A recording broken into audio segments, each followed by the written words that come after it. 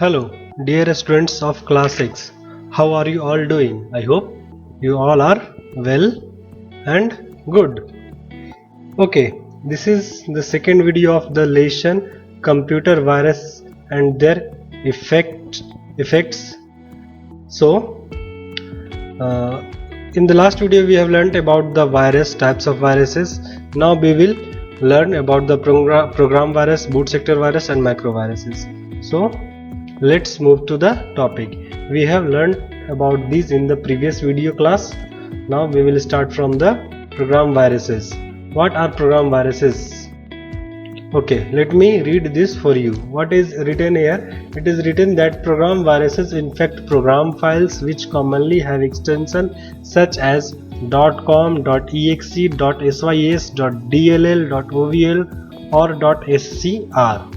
चलिए समझते हैं इसको। तो प्रोग्राम वायरसेस क्या होते हैं? तो वैसे वायरसेस हैं जो सिर्फ प्रोग्राम फाइल्स को इन्फेक्ट करते हैं, जिनका अटैक सिर्फ और सिर्फ प्रोग्राम फाइल्स पे होगा। बाकी दूसरे फाइल्स हैं, चाहे वो वर्ड का फाइल है, चाहे वो कोई वीडियो फाइल है या फिर कोई इमेज फाइल है, उस पर वो अटैक नहीं करेंगे।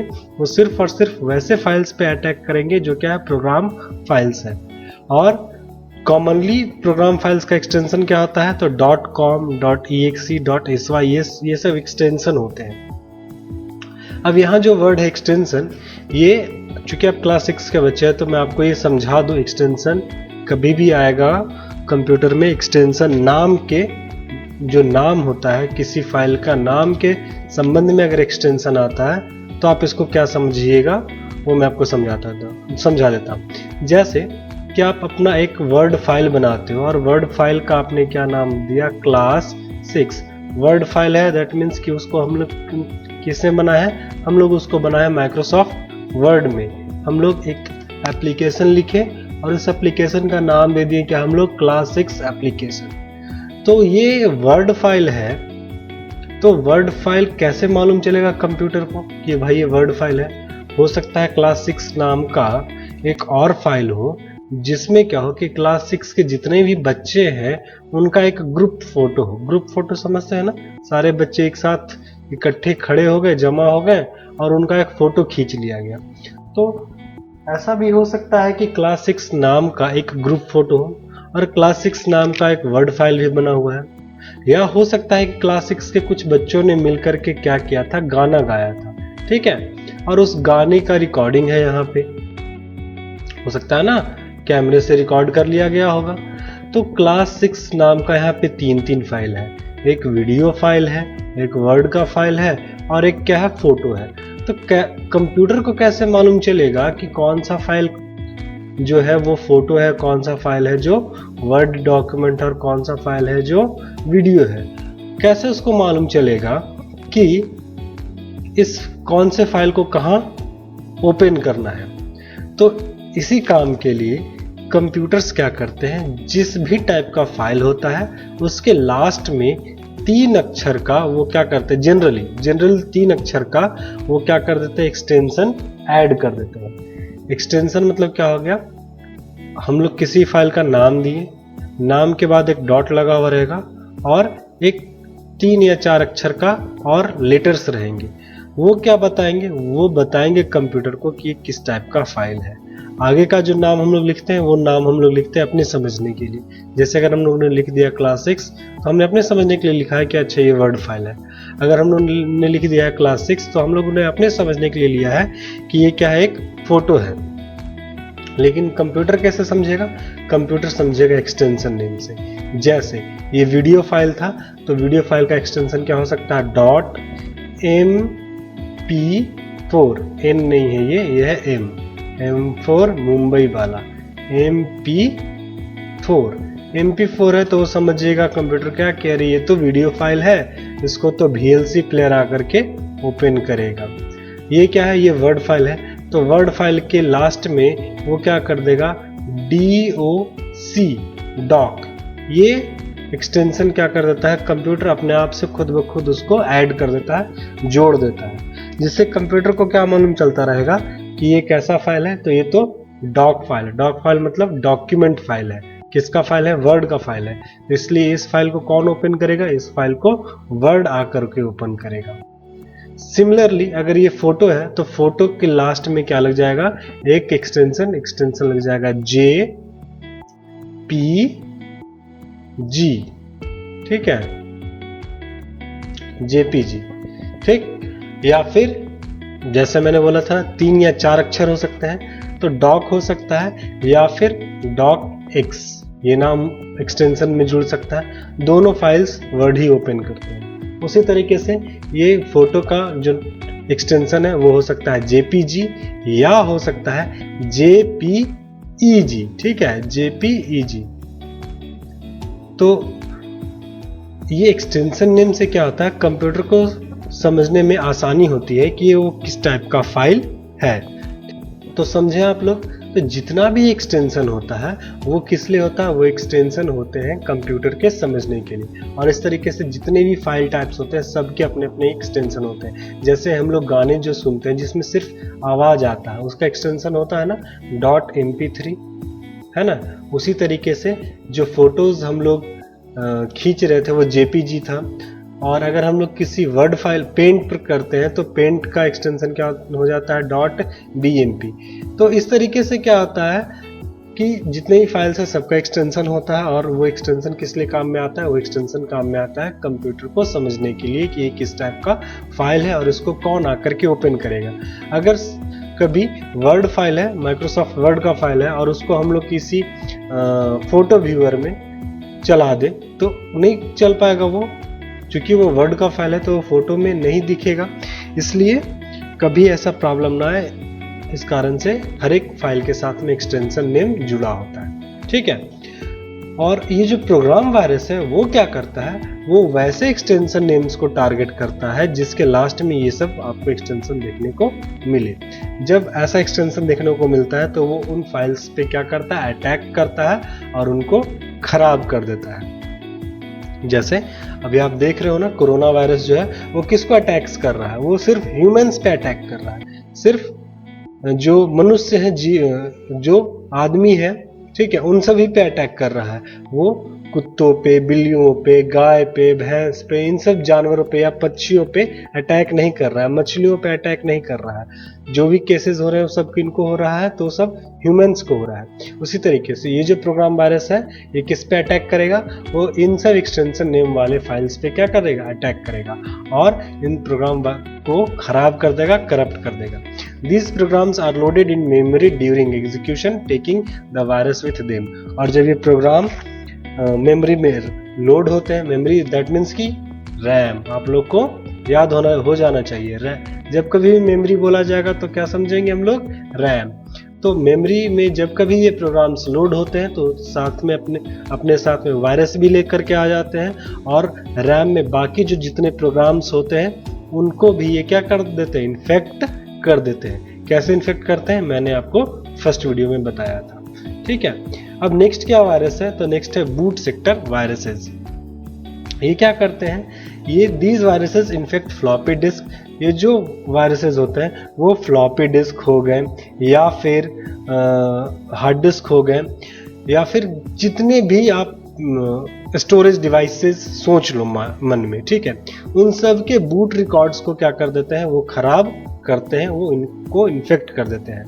They replace the boot record program which is responsible for loading the operating system in memory, copying it elsewhere in the disk और overwriting it।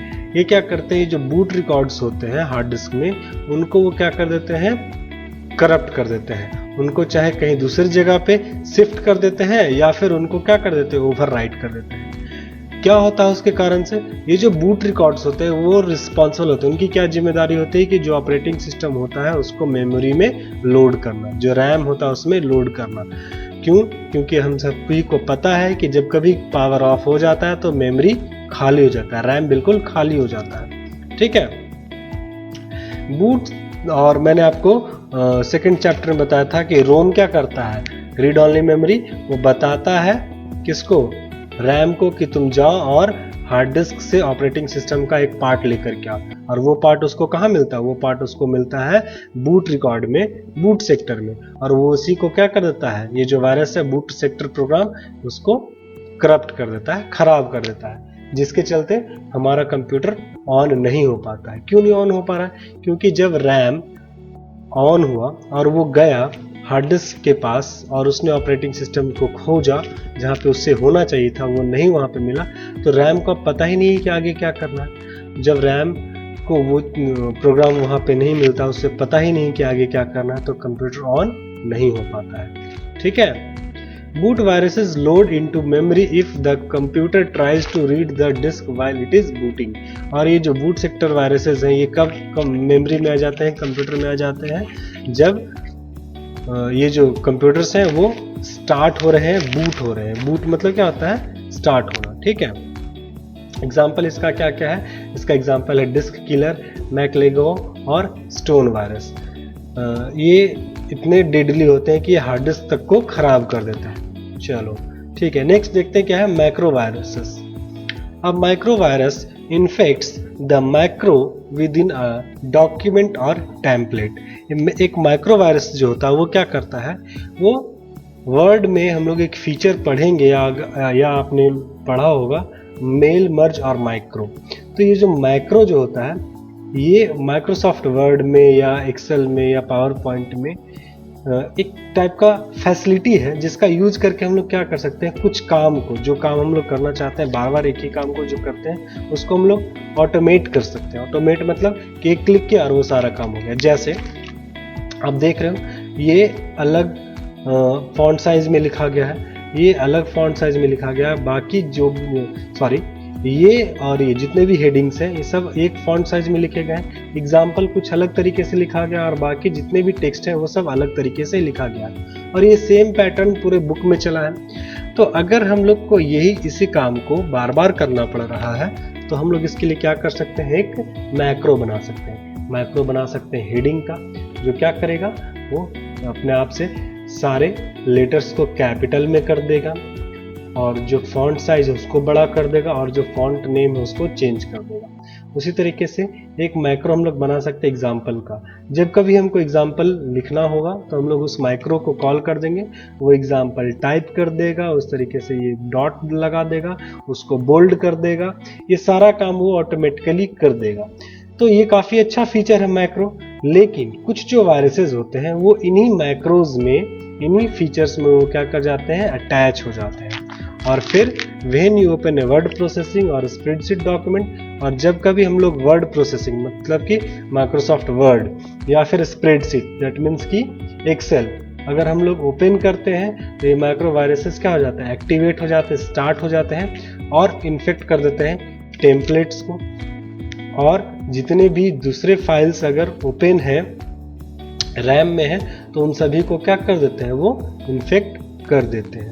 Since the virus attach itself to a document, चूंकि ये जो virus है वो अपने आप को एक डॉक्यूमेंट में अटैच कर लेता है, the infection can spread if document are opened on other computer। और ये वायरस कैसे फिर फैल जाएगा दूसरे कंप्यूटर में, जैसे ही इस डॉक्यूमेंट को, इसी सेम डॉक्यूमेंट को दूसरे कंप्यूटर में खोला जाएगा तो फिर वो उस कंप्यूटर में भी फैल जाएगा।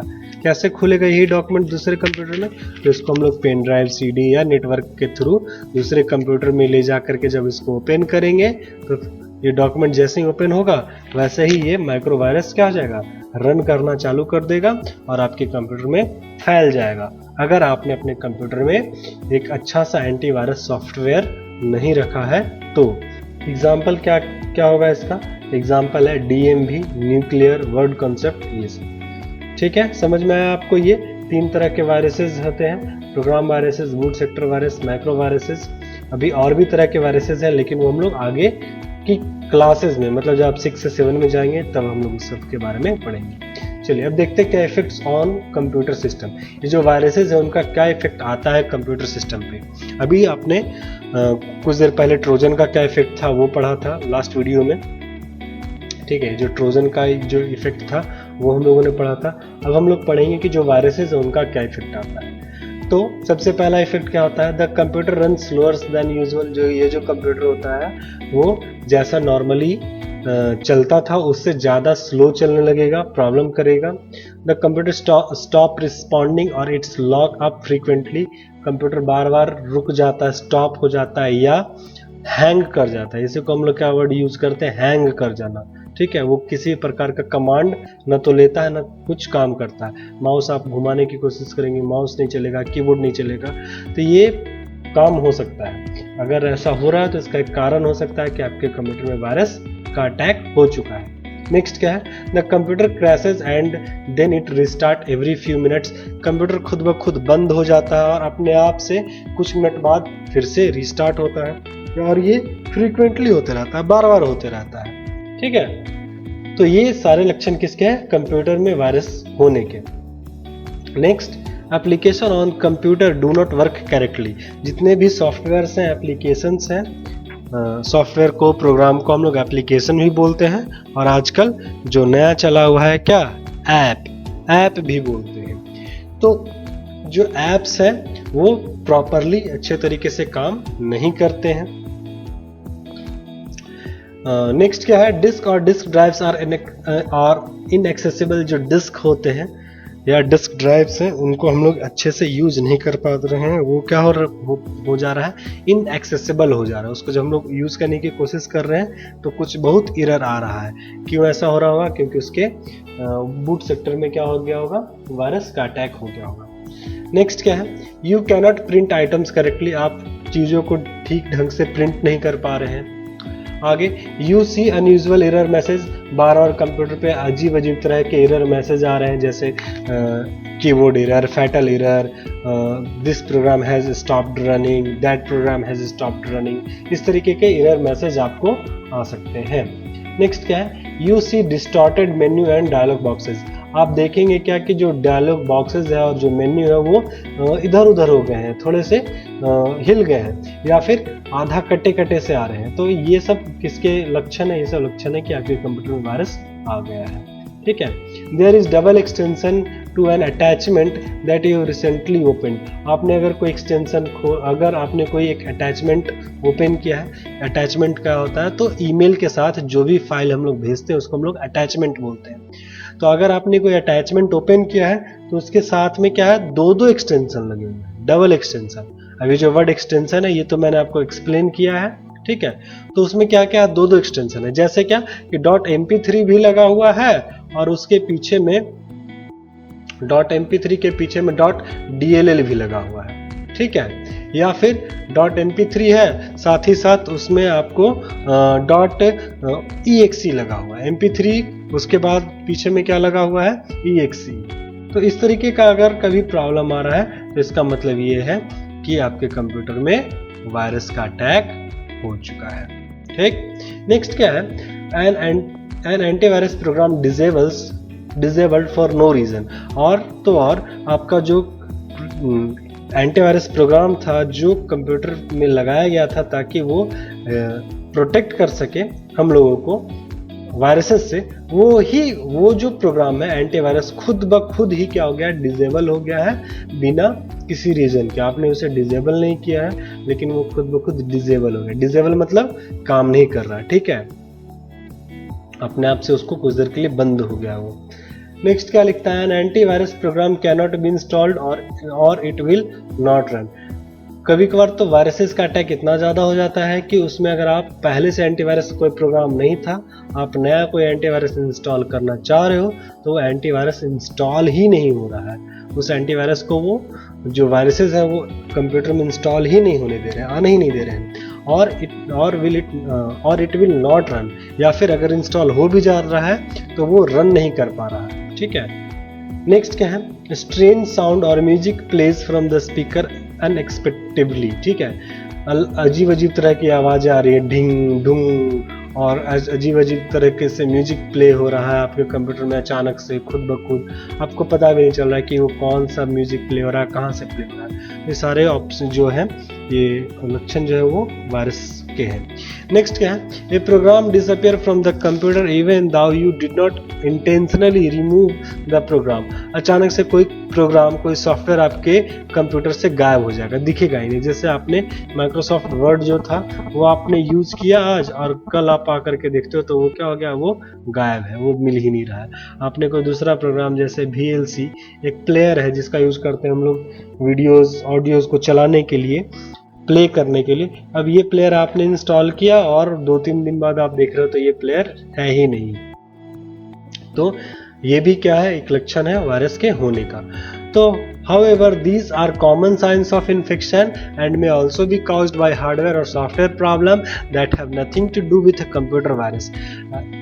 ये मतलब हो सकता है कि सारे जो सिम्टम्स यहाँ पे लिखे गए हैं, ये हो सकता है कि आपने कोई हार्डवेयर या सॉफ्टवेयर में चेंजेस किए उसके कारण से ये हो, या तो ये कॉमन प्रॉब्लम्स है, इसके अलावा भी दूसरे प्रॉब्लम हो सकते हैं। किसमें, आपके कंप्यूटर में वायरस के आ जाने से। अगर वायरस है तो हो सकता है कि इसके अलावा भी कोई और भी तरह के प्रॉब्लम आपको फेस करने पड़े जिसका यहाँ पे लिस्ट नहीं किया गया है, या फिर ये जो लिस्ट में है उनके आने का कारण, उनके अकर होने का कारण क्या हो सकता है कि आपने कोई हार्डवेयर में या सॉफ्टवेयर में चेंज किया हुआ है वो। चलो नेक्स्ट क्या लिखा हुआ है, unless you run the Microsoft malicious software removal tool or an up-to-date antivirus software on your computer, you cannot be certain whether the computer is infected with a computer virus or not। ठीक है, जब तक कि आप अपने computer में कोई अच्छा सा अप टू डेट मतलब एकदम लेटेस्ट नया एंटीवायरस आपने इंस्टॉल करके रन नहीं किया है, आपने चेक नहीं किया है उससे, या फिर माइक्रोसॉफ्ट का जो मैलिशियस सॉफ्टवेयर रिमूवल टूल है उसका यूज करके अगर आपने अपने कंप्यूटर को स्कैन नहीं किया है, तब तक आप श्योर नहीं हो सकते हैं, आप नहीं बोल सकते हैं कि आपके कंप्यूटर में वायरस आया हुआ है। अगर ये प्रोग्राम्स बताते हैं कि हाँ आपके कंप्यूटर में वायरस है तो आप मानेंगे कि हाँ ये कंप्यूटर में वायरस है, एल्स आप उसके दूसरे भी पहलू को ध्यान में देंगे। दूसरे पहलू मतलब क्या, कि हो सकता है हार्डवेयर में कोई प्रॉब्लम हो सकता है कोई सॉफ्टवेयर में प्रॉब्लम हो, तो इन पे भी आप क्या करेंगे, ध्यान देंगे। तो नेक्स्ट आज की वीडियो में हम लोग इतना ही रहने देते हैं, बाकी हम लोग नेक्स्ट वीडियो में करेंगे। तब तक के लिए घर पे रहिए, सेफ रहिए, बाय बाय।